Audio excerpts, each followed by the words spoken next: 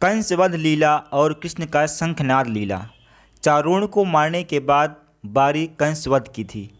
कंस ने लाख बचने की कोशिश की, लेकिन अंत में आकाशवाणी सच साबित हुई और कंस मारा गया। यह शख्स जिन्हें हम कृष्ण के नाम से जानते हैं, आगे चलकर एक बहुआयामी व्यक्तित्व के स्वामी हुए।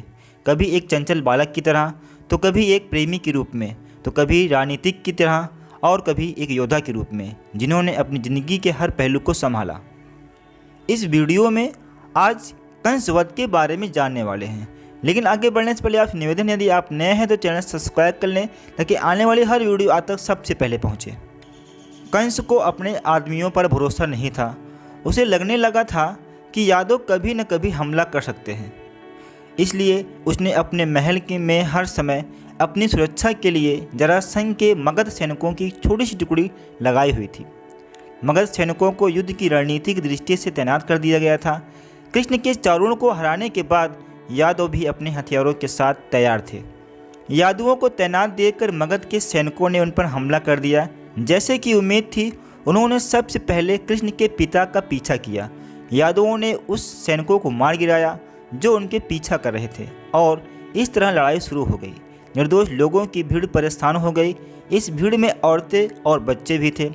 उन्हें कुछ समझ में नहीं आ रहा था कि वे जाएं तो जाएं कहाँ। चारों ओर अफरा तफरी मच गई। कृष्ण ने जब यह नज़ारा देखा तो उन्होंने तय किया कि अब कुछ करना ही होगा। जिस रस्सी में अखाड़ा बनाया गया था वह उसके ऊपर से कूदे।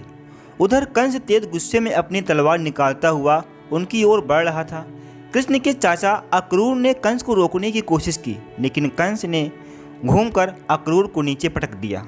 इतने में कृष्ण कंस की ओर दौड़े और उसे बालों से पकड़कर अखाड़े की ओर खींचने लगे। कंस के हाथों से तलवार की पकड़ छूट गई और वह गिर गया। कृष्ण कंस को घसीटते हुए अखाड़े में ले आए और उसकी तलवार लेकर एक ही वार में उसका सिर धड़ से अलग कर दिया। फिर उन्होंने वह शंख लिया जो कंस के पास था, जीत का शंखनाद किया और ऐसे ही सब कुछ रुक गया। लोग यह जान चुके थे कि भविष्यवाणी सच हो गई। कंस एक 16 साल के बालक के हाथों मारा जा चुका था। सब कुछ थम सा गया। कुछ लोगों ने जश्न मनाना शुरू किया। कृष्ण बोले, शांत हो जाइए, यह जश्न मनाने का समय नहीं है। हमारा राजा मारा गया है, यह समय शोक करने का है। मैंने वही किया जिसकी ज़रूरत थी, लेकिन यह कोई ऐसी बात नहीं है जिसका हमें जश्न मनाना चाहिए। कृष्ण ऐसे ही थे। वहाँ से उनका काम शुरू हुआ। इस तरह मुक्तिदाता और समाज के उद्धारक के तौर पर उनकी पहचान स्थापित हुई, क्योंकि पहले ही यह भविष्यवाणी हो चुकी थी कि 16 साल की उम्र में वह इस अत्याचारी को मार देंगे। यह शख्स जिसे हम कृष्ण के नाम से जानते हैं, आगे चलकर एक बहुआयामी व्यक्तित्व का स्वामी हुआ। कभी एक चंचल बालक की तरह, तो कभी एक प्रेमी के रूप में, कभी एक राजा की तरह, तो कभी एक राजनीतिक के रूप में, कभी एक योद्धा के रूप में उन्होंने अपनी ज़िंदगी का हर पहलू संभाला। उनकी हर भूमिका को अच्छे से निभाने की खूबी सबको मंत्रमुग्ध कर देती है। धर्म की स्थापना करने के लिए देश को उन्होंने न जाने कितनी बार तोड़ा मरोड़ा।